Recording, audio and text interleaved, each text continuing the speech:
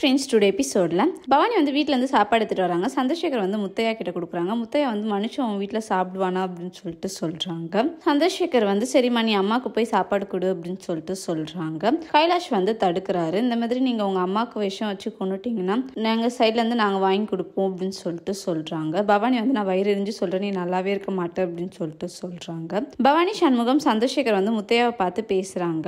சந்திரசேகர் வந்து சொல்கிறாரு, பழைய பகையெல்லாம் வச்சுட்டு ஜெயா வந்து அவன் அசிங்கப்படுத்துற மாதிரி பேசுறான், நடந்துக்கிறான். கேஸ் வாபஸ் வாங்க, பொண்ணியை கண்டுபிடிச்சு தரது என்னோட இது அப்படின்னு சொல்லிட்டு சொல்றாரு.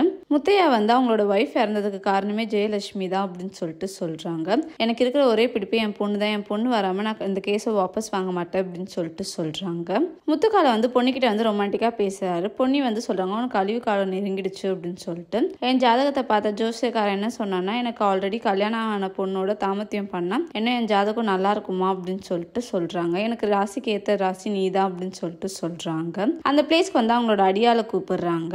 அண்ணிய பத்திரமா பாத்துக்கோங்க, கல்யாணம் ஏற்பாடு பண்ண வேண்டியது இருக்கு எனக்கும் அன்னிக்கும் அப்படின்னு சொல்லிட்டு முத்துக்கால் அங்க வந்து கிளம்புறாரு. சக்தி வந்து பொன்னியை தேடி ஒரு இடத்துல வந்து உட்காராரு. அங்க வந்து கோயிலை பாக்குறாரு. அந்த கோயிலுக்கு பொன்னியும் அவரும் வந்திருப்பாங்க. பொன்னி கிட்ட வந்து கேட்டிருப்பாங்க, என்ன வேணும்னு எனக்கு தெரியும் அப்படின்னு சொல்லிட்டு, என்ன சொல்லுங்க பாப்போம் அப்படின்னு சொல்லிட்டு சொல்றாங்க.